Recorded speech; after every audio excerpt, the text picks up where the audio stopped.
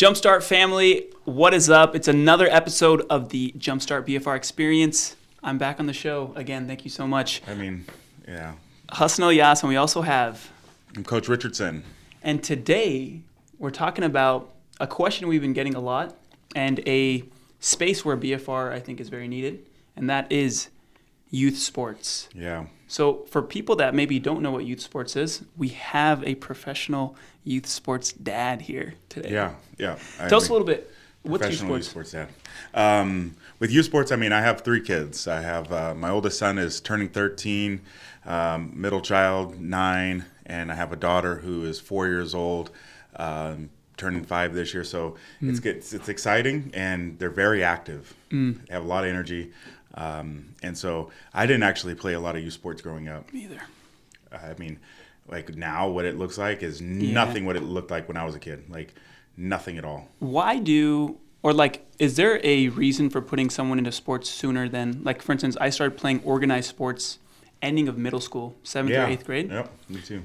Is there a reason why people, like, there's youth track, there's youth rep, like, is there a reason why people go 3rd, 4th grade? Like, does it help when they're in high school? Like, what situation does it help in? And these statistics might be old, but it's a $15 billion industry in youth sports. So when you talk about youth sports, you're looking at a lot of people are trying to chase specialization.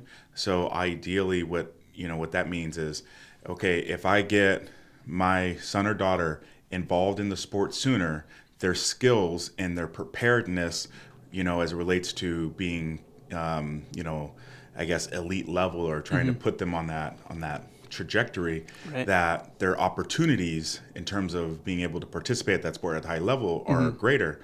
And what we're actually seeing is that it's tough because, you might get recognition and accolades as a young kid, but how is that transcending and I guess materializing into like adult or professional life? So a question on that. So, like, I think about LeBron's son's name, Bronny, yeah. Right? So I think about, like, when you're young playing sports, what is that advantage? Because I know, like, sometimes track and field athlete, like, let's say you lose to someone, right? And then, like, you can always hear, oh, well, that guy's been, like, this is nothing new to him. Or, like, sometimes they've been around for a while. Like in UFC, right? The first time, like, the underdog has that championship fight, it's a super different ball game for them, right? It's like the pressure is all different. So what are, like, I know you talked about specialization or skills, like at a young age, what's one of the best skills to have? Being able to handle that, like, if you start handling that pressure in 5th, 6th grade, now, like, is elite level mean now it doesn't matter what kind of situation you're in? Yeah, I think, ideally there are a lot of, like, psychological factors that, young kids, like, that they might be able to get, I guess what you're saying, like, yeah, man, you're under the lights, and now, being under the lights is no big deal when you get older. And I don't think that necessarily is the case. It's kind of like, it's one of those things where when you feel confidence, and when people put confidence in you, there's that whole, internal psychology of, like, when you feel supported, like, somehow, you feel that you have something, right? And so, what comes first, the chicken or the egg? I think that's more of that conversation. But what is not talked about, and it's good to glorify those individuals that do trickle through and be able to rise through. Yeah. But there's so many that actually get burnt out. Right. Not just physically, like getting overuse injuries that they've never experienced before, but psychologically, like getting just tired of it and, hitting a plateau. There's for every one, kid that makes it through, there's probably 100 to 1,000 that are just fizzling out and maybe even resenting the sport or their participation. So we'll get into burnout when it comes to maybe they're burned out because there's so many different reasons for burnout, right? Yeah. We'll go into physical and we'll talk about BFR. Do you feel like a lot of kids that are playing youth sports now, like you said, it's a huge industry. Do you feel like a lot of kids are playing youth sports because their parents want them to, like, they're fulfilling either something for their parents, and then, like, once they get to that age, that's one of the reasons why they hate it? I was just doing this because I got thrown in. I think it goes both ways in the way that it is glamorized, and it is a lot more accessible to see younger people doing things and to actually track people's, like when I was coming up, no one was really tracking Jordan's trajectory to where he was. Right. It was like after he was successful, they did documentaries about him. You had to go rent VHS tapes. Yeah. Like now it's like kids have YouTube channels. Right. People have Instagram and they're doing their stories, and it's like we're seeing the journeys. Yeah. And even people that are in the NBA now, like, you know, video and, you know, videography and kind of tracking those things like vlogging, they're part of that system. Right. So we're seeing it now in terms of that filtering process. So I think that is a big difference in terms of like the glamorization of it. When you talk about parents, I think parents, and they call it programming. It's like, are you programming your child to be prepared for team or organized sports instead of versus letting them play, or the free development of these skills that sport brings and the physical benefits of it, when what actually ends up happening is that it's natural to compare. It's like I'm driving a certain car and I see somebody next to me with a better car. I kind of want a better car. Or you see somebody with a cell phone, it's like, oh, they got the next one. And you see people in certain sports programs and organizations that are doing things that you're not. And you see people maybe get opportunities or recognition that you're not. And so that alone brings this stigma that the parent then is in this, trying to race and catch up and play with the Joneses kind of thing. And then the kids are also seeing it, so they feed into it and they buy into it because they want to assimilate to that level of recognition, maybe to please their parents, but also because that's the thing. You know? Right. So let's go a little bit about BFR. If you guys don't know, I don't know what show this is for us, but blood flow restriction, how is it beneficial for youth sports? Because we know this is almost an untapped industry almost. Oh, it's something that when I'm looking at it, it is revolutionary in the way of where we are in our society today. Yeah. I got something for you. Let's say we send this, or if I was speaking to a youth sports mom or a youth sports trainer or a youth sports coach, what's maybe one thing, I don't know how long this podcast is going to be, but what's one thing you could tell them about why blood flow restriction should be in the regimen of those athletes? I would first caution like 8, 9, 10, 11, 12-year-old, probably not for them. 13, 14, 15, as they start getting a little bit more, the volume gets higher, the intensity is obviously getting higher, and then the maturation, with their body from an internal physiology, right? Everything's changing. So the direct benefit is going to be recovery and preparation. Those are the two big worlds that JumpStart is going to live for a youth sport athlete. How to help them get prepared, because warming up for a kid is different. I think as we get older, right, we start respecting the warm up a little bit more. Absolutely. But for kids, like warm up is like, my shoes are on. Like I'm not warmed up because I still got my slides on. You want me to warm up? Let me just eat the cereal real quick and I'm there. Like warming up is walking onto the field or the court or something, right? Or onto the track. That's enough for them. But warm up, like fully preparing their body, right? Getting their body stimulated to the point to where all the mitochondria and the physiology of their body is at least a little bit more receptive to the work that they're about to do. Then on the back end, recovery. Like when my son goes to a basketball tournament, they're playing game after game, day after day. They just came out of practice and then they got to go to practice the next week. And it's like, there is no stopping. So like, how do you rest? How does a kid rest? They play video games. Well, guess what? Like you can wear JumpStart, play Call of Duty and like do a systemic protocol, and you can help stimulate the recovery process, because there is a lot of things going on. Let's just backwards a little bit. Ischemic, for someone that doesn't know what ischemic is, and their kid, let's say, okay, that sounds cool. Video games, he puts it on. What's going on? So what that is like when we're talking about the recovery process, especially for a youth sport athlete, we're looking at, say that's the legs, right? We're gonna get our cuffs. We're gonna put them on. We're gonna go to a medium to low pressure for 5 minutes, and we're just gonna sit for 5 minutes. They can walk around, do whatever they got to do around, but you're not working out. You're not doing anything overly active for 5 minutes. Then you're going to take them off for about 3 minutes and put it back on for 5 minutes. And what that's going to do is it's going to help rejuvenate and cycle through oxygenated red blood cells, which is a major part of the healing process. Without going too deep into it, healing and recovery, kids already recover fast. Yeah. But if you can help stimulate and actively turn on some of those messaging that's going on with their body, like it's just going to help them feel better, kind of bounce back. And it's going to ensure that it's happening inside. Exactly, yeah, internally. because a lot of times if they're just sitting around and it can get a little stale. Things can still get stiff. Or you could maybe a kid could be like, oh yeah, mom, I feel great. But maybe they don't understand their body, where like I'm actually hurting internally and like I'm actually not recovering. Yeah. But I'm a kid. Yeah, I don't know any better. Feeling drag as a kid is like not a real thing. But yeah. Is their body still experiencing some of those things? Yeah. Well, like the how are you feeling conversation, I didn't really understand that conversation until I started understanding how I felt. Yeah. Well, and then how many people are actually asking young kids, like, how are you feeling today? Yeah.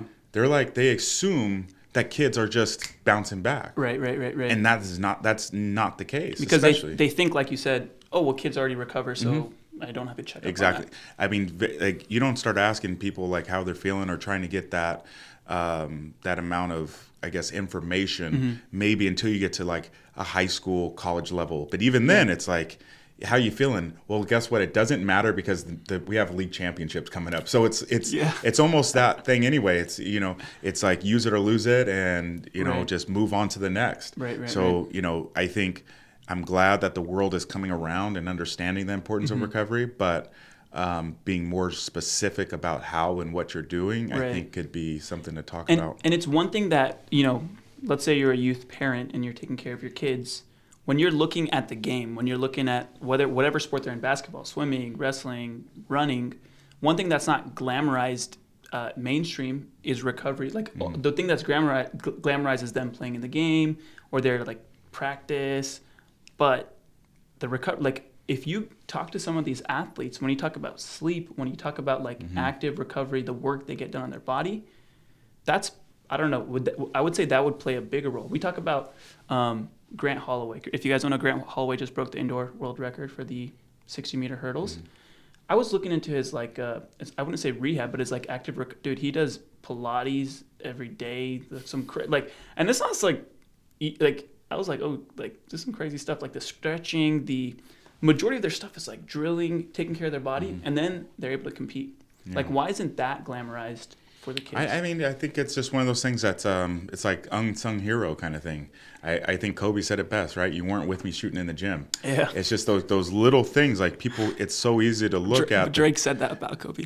Oh, is that what he said? Yeah. No, I thought he said in an interview. Oh, was he? We need a fact checker. Yeah. We got a fact checker going. I'm gonna check right now. Go ahead. But when it comes to the glamorization of like, okay, the lights are on, the big games. But how are you recovering? Like, how are you able to put in the hours in the gym? How are you able to put in all the time on the track? You're only able to do that by being able to make sure your body is being able to sustain that work. And like you got, like you can't just load. You'll break down. Right. And we spoke to an athlete recently, like, you don't know when that load's going to catch up to you. And if you can start taking care, like the reason this is about youth sports is if we can take care of the kids sooner, they can maybe compete longer. Yeah. Right. And the statistics are scary. Like, I mean, you're talking about the overuse injuries in youth sports are just astronomical. Like, I mean, 1,000 times more than it used to be, kind of thing. Like, literally, it's really strange and scary. But like, we're young pitchers in their elbow, kids in their knees, like Tommy John's players. at like 16, 17, like it's nuts. Crazy. And knee surgeries, and it's one of those things to where we're not saying that the freak, strange, one-off situations can be avoided. Right? There is a level of assumption of risk when it comes to sport. But what are the steps that you can take? Like people talk, and I hear this from parents. They're investing in the youth sport and traveling and doing all these things so their kid can get a scholarship. Right. I probably have some unpopular like opinions about that whole pathway, but when it comes to they even did some statistics where they go, all right, well, you spent over $100,000 over the last 10 years to try to get them ready for a scholarship. You probably could have saved that money, doubled it, and then paid for 2 college educations. Oh, wow. But it's one of those things to where, like we talked about, is it for the kid or is it for the parents? And if it is truly for the kid and you really care about them, it's about their longevity. It's about their experience. It's about the quality of character that they develop that they're going to be able to apply into life situations, because we're all biological creatures. It doesn't matter if you're the best 9-year-old or 10, 13-year-old in the world. Eventually, biology and time is undefeated kind of thing. And so how are we going to keep them active? How are we going to keep them on the field? How are we going to allow them to have a good experience? You've been injured before in sport. I've been injured. And being hurt is the worst. Yeah. You talk about some of these UFC fighters. Max Holloway, for instance, right? He doesn't even spar. Tony Ferguson doesn't even spar. He's like, look, I have a huge fight coming up. I'm trying to minimize the amount of damage. Like, they get paid to do this, but they also understand the risk involved. If there's a way to minimize it, look, there are some of these guys 30, 35, 40. If we can start minimizing the risk at a younger age, I'm telling you, when you start getting hurt, it's like when you talk about resentment. I remember I was cycling through, man, I missed all these parties. I never hung out with my friend. I did hang out with my friends, but when I was at the point where I really want to do it, I was just cutting out everything, right? Then you get hurt and it's like, man, was that really worth it? So obviously, like you said, sometimes you are going to get hurt. That's part of the game. But if there was a way to making sure that I was doing the things that I needed to do, if I had BFR, I don't know, maybe it'd be a different ball game. I don't know. But now that we know that it could be used in youth sports, it should be being utilized. Active recovery. What was the other one that you said? Not performance. Getting ready. Preparation. Oh yeah, like preparation. Yeah. Right. Yeah, part of the warm up. So what did that look like? Let's say we had a youth parent is listening to this, right? Okay, Chris, this sounds great, but what does that mean? Okay, I get them on a BFR. What am I doing for them? Well, for instance, for the warm-up, you get them to kind of put it on no matter what sport they're doing, what activity, because no matter what you do, it's called the SAID principle, right? Specific adaptation for imposed demand. Can you say that a little bit slower? The SAID principle, SAID, okay. Right? It's specific adaptation for imposed demand. You have to prepare for what you are going to be doing. You have to prepare for the load. You have to prepare for the intensity.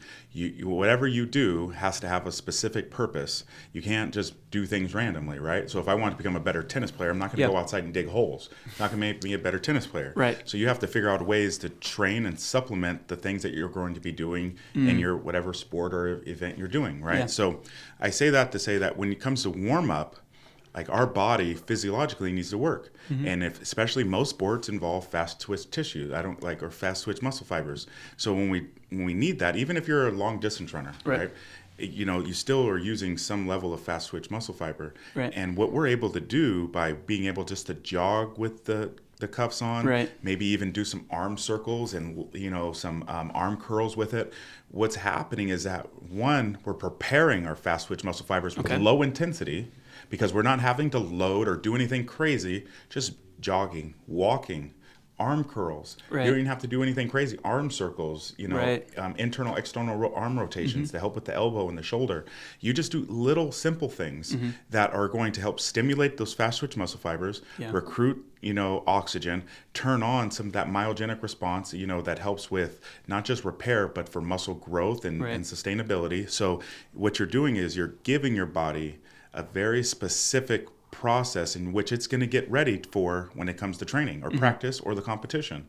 And I mean, being able to see these things, it's going to be awesome to watch kids feel comfortable going in. Yeah. And it's not something crazy. It's just a small, thing that they got to do, and they don't have to do it all the time. Your son's using BFR. Yeah. What's that been like?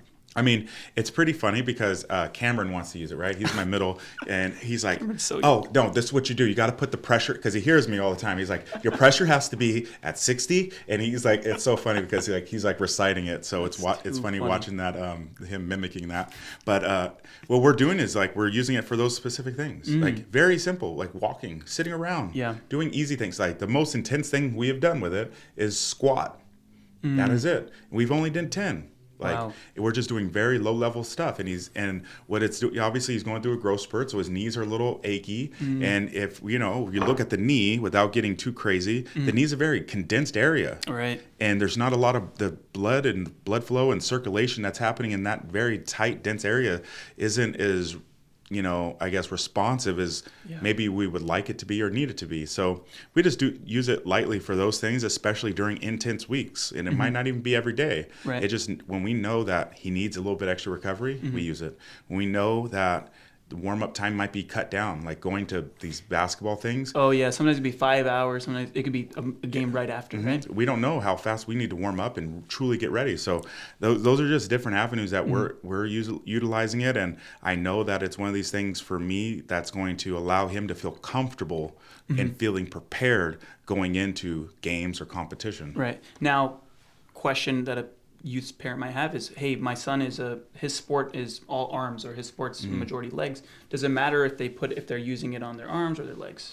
I would say like definitely having both is a true benefit because everything most sports it's all part of the process. Like whether you're trying to increase like VO2 max, whether you're trying to help them bounce back in recovery and just maybe feel rejuvenated, right? Because it has a little bit of that sensation. The best thing about it is with JumpStart, when we have the pressure cuffs, we go low pressure with youth because it's less intense. It's less in a weird way, like invasive. It's not something that's going to be very restrictive for them. Right. It's not going to be something that's overwhelming. With low pressure, it just kind of still gives a little bit of that stimulus that we want. But at the same time, they're not going to feel like hindered or like, abrased by it. One thing we haven't even talked about yet is a youth sport athlete who's injured. Oh, yeah. We just... Yeah. We're hoping you don't get injured. Yeah. Right? But there are, like... Don't get injured. What? Yeah, no, absolutely. But let's say someone's already injured, right? Yeah. Bouncing back. It's one of those things where now we're looking at being able to get back in the field of play. Yeah. And doing it correctly. Yeah. Even professional athletes aren't doing it correctly. Yeah, absolutely. Everybody can remember, I think, about Kevin Durant, right? He had this calf injury that turned into an Achilles tear, but like professional athletes sometimes are mismanaging the recovery process. Right.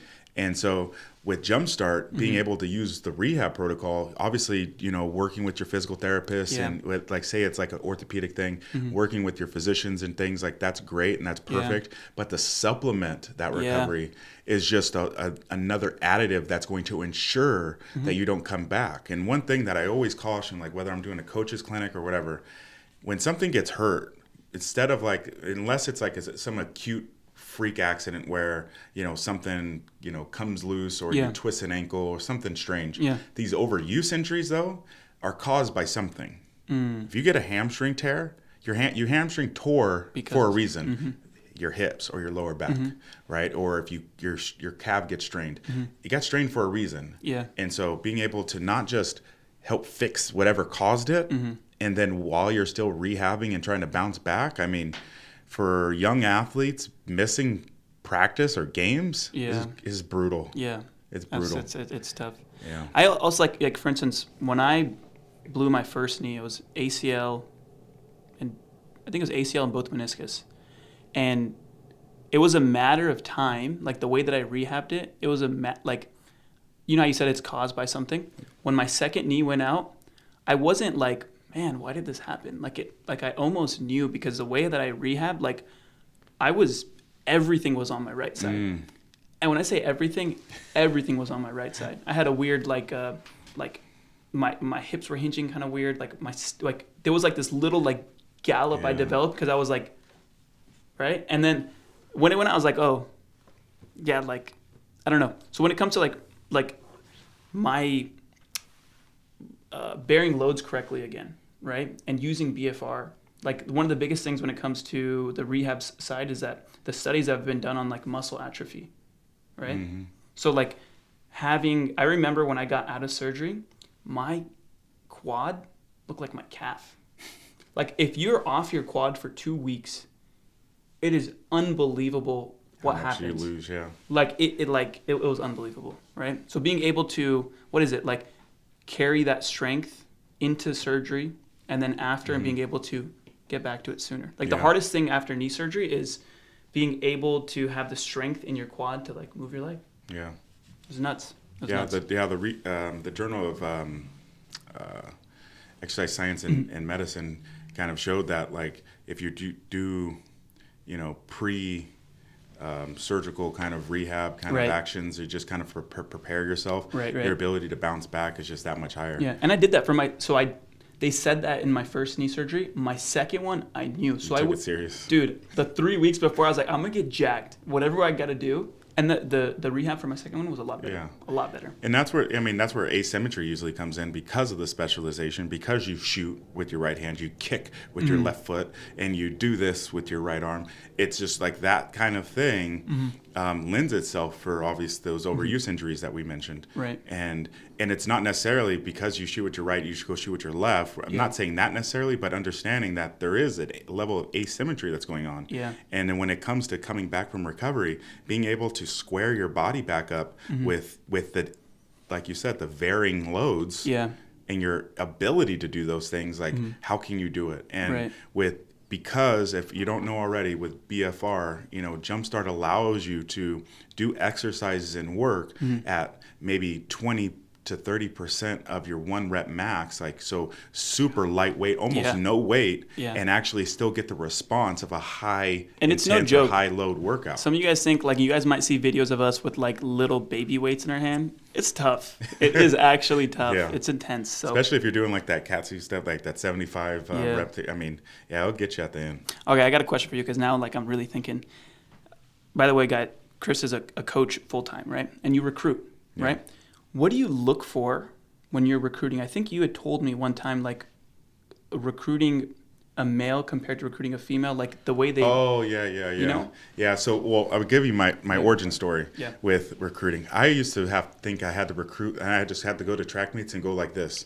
I'm not looking at anybody under my hands because I want just the biggest, baddest person out there, right? And then I started learning stuff. Yeah. And I was like... Well, man, some of these big, bad athletes I was getting were beat up or were easily beat up. And then I started doing more research and looking. So I was able to find like anatomical things that for me were, I guess, what we would consider performance indicators just based on, just their makeup. Like young ladies, like their trichanter length, or their, if you look at their femur in comparison to like their calf or their, their shin bone, if they have long femurs or they look like their trichanter length is long compared to their torso, they're most likely a really good athlete. Young men, I've noticed if they have good lumbar mobility, so it's a little bit more lower like back? lower back. Yeah, if they're a little bit more rangy with their lower back and still kind of holding their posture with broad shoulders, they're going to be that much more applicable to like skill development. So like I'm noticing, like for my decathletes, if they have broad shoulders and they have good lower back mobility, their ability to, like, if they've never pole vaulted, we can get them to pole vault and they'll do really well. If they've never hurdled, I can get them to hurdle and they'll do really well and be able to keep them healthy. And so like I was just looking at those kind of things. Like those are fun things to look at.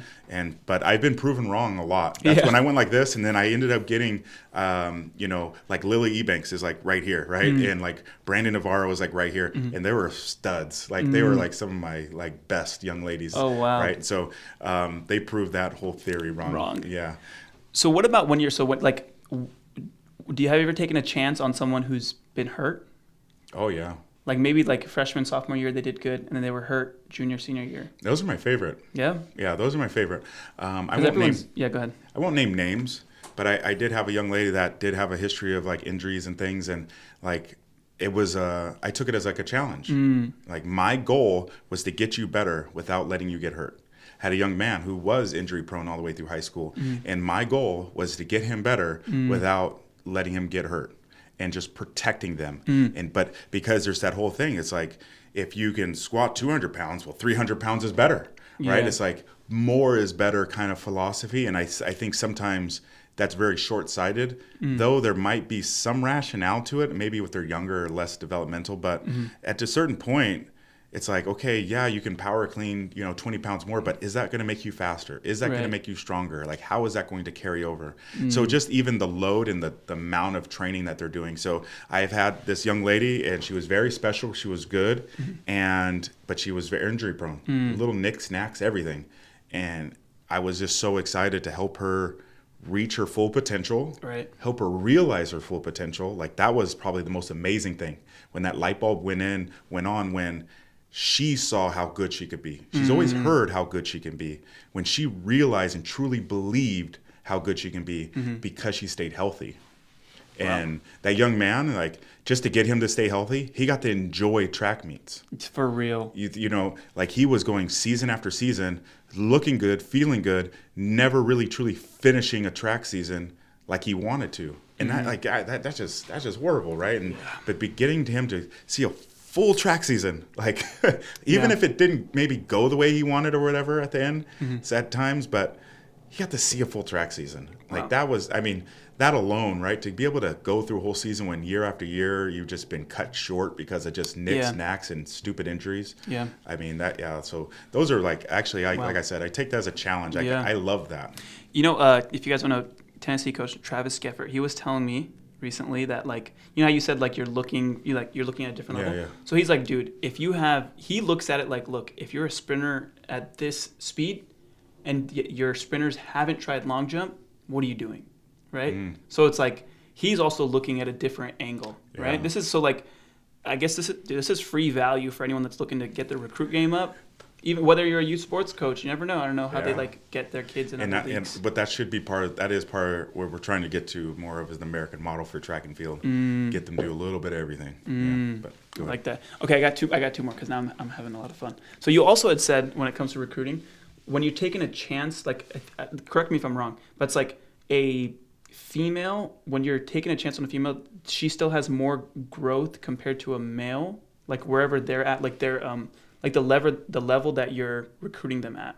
Like, how much more potential do they have left? You know what I'm talking about? A little flip-flop. Okay. Usually guys are probably more under-tapped than young ladies are. Okay. Ladies are, what I found more recently, more specifically in the sport of track and field, but I think this sentiment does translate through most sports, especially that I've been able to witness locally here, is that more young ladies are, in terms of talent identification, happen a lot sooner than young men. Because they do mature a little bit quicker than guys, and they're because that maturation, not just physically but mentally, their skills and their ability to have that level of dedication to kind of zero in on skill accurement. But then for young men, they're kind of all over the place. They're a little scattered. They grow late. They get a little goofy. Like, all these hormones and all these other things are going on. So they're just kind of scattered. They're all over the place. And so usually you'll find more guys untapped, but what happens is, because of that funnel, especially now with youth sport, that funnel is tight, that it's like, you are not them, so therefore you won't get the opportunities that they do. So a lot of young men that probably, like you and I, we probably wouldn't have stepped into the sport realm like we did, with the confidence that we did, with the like, man, I could do something. Yeah. Because now it's like, you haven't done anything yet. That's the different conversations that are happen now. So I would say, like, young ladies are definitely maturing faster than boys. So it's a little bit different when you're going to find more diamonds in the rough for young men than you are for young ladies. When you're recruiting, you kind of almost know what you're getting when you recruit a female, and then a male, you're kind of taking a chance. I would say so. I would say that. I mean, more often than not. I wouldn't say all the time, right? But more often, you'll see more of the glimpse of what a young lady's potential is, especially coming out of high school, than you would a young man. And that's what kind of is tough right now, is like, it's like you kind of have to get in where you fit in, and a lot of guys are kind of falling off to the wayside. It's very discouraging, not just in track and field, but many sports for young men, coming out of high school. And obviously this pandemic and COVID and the shutdown, and seniors and juniors not being able to compete their last 2 years, this really is kind of devastating. So, I'm really curious to see what it's going to look like in the next few years. What would you tell those, like, youth sports parents of men, or men listening to it, or those youth men? Like, is there anything they could do? I would say, like, stay with it and keep your head down. Like, I use that term a lot. It's just like, keep your head down, because if you get caught up in everything else that's going on, parents and athlete, right? If you get caught up in all this other stuff, you're going to lose sight of what's really important. And if you just keep your head down and just work and work and work and work, Right. that work will accrue to something. Not saying a scholarship, not saying a starting spot, not saying that you're going to be an NBA or NFL star, but the chances of you doing it by doing that is probably a lot higher than getting caught up. Because if you're looking around, the opportunity to try to maybe get caught in that temptation to go take a shortcut is a lot higher. And so when you're just down and you're just grinding, you're just working and taking care of your body and just worrying about... You're not chasing anything. You're Exactly. focusing every day, right? I like that. Yeah. Okay, last thing, and then, you can take it wherever you want. So talking about mindset or helping your children or athletes have a healthy mindset. I know for me, so one of the reasons I want to get it doesn't have to even be sports. I want my kids to be coached outside of me. Obviously, I can coach whatever X amount, but having good coaches or teachers in my children's life, I think that's going to be very beneficial, because it was kind of weird when I started out wrestling first. And, when my coach told me, like, hey, like, I think you can be really good. And I was like, oh, seriously? And that was at, like, I struggled big time with, like, like, when I would go into wrestling matches, I would see, oh, this guy has old shoes on. That means he's been wrestling for a long time. This guy has new shoes on. Oh, his parents must have invested a lot of money in them, and they must be. So now the shoes would mess with my head so much. I was like, okay, is he a meat? Like, how old are these shoes? Like, because then I was trying to see, like, okay, then now I can beat him, or now I can't beat him. And I didn't have that confidence in myself saying, Hassan, you've trained, you can do this, go in and do what you do, right? So, like, as I was getting the little doses of confidence, that's when towards the ending of high school, I really started, like, I want to say feeling myself, but, like, I knew, like, look, Hassan, you train, you go out there, you have a really good coach, you're doing your recovery stuff, your icing, you did your shin, like, you got this, right? And it took me a long time to get that mindset in believing in myself, right? So I guess there's, like, two sides to this. There's those kids where, like, they're like, oh, well, my mom said I could do anything, and, like, they're, like, really, really bad. Or they just think, like, well, they suck.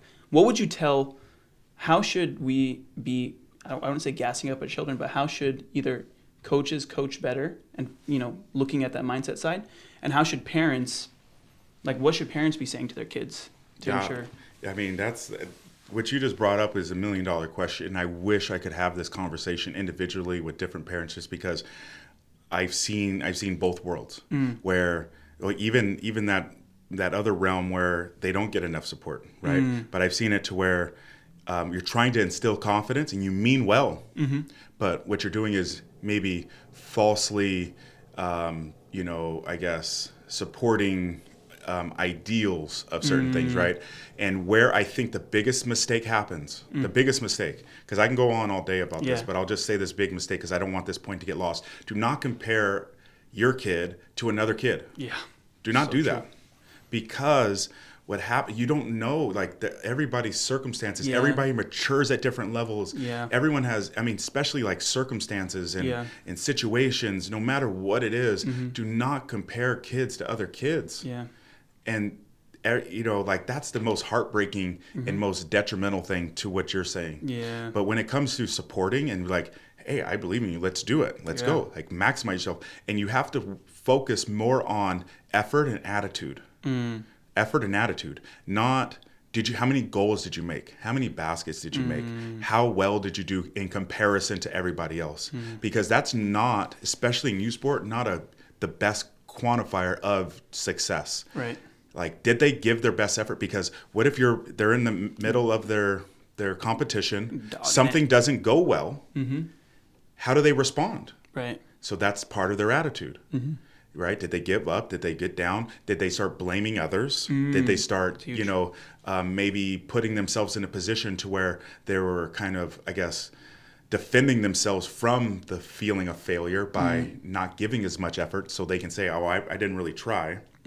Or did they step into the world to where now they're looking at themselves and, in terms of, like, effort and attitude, not just comparing themselves, but judging others, even if they are doing well. because there's that whole thing now. Like, I mean, my son's playing basketball, and there's whole talk about like holdbacks. Like, there's kids that are being held back a year or two, and it's not for me to judge anybody, but for that's been happening.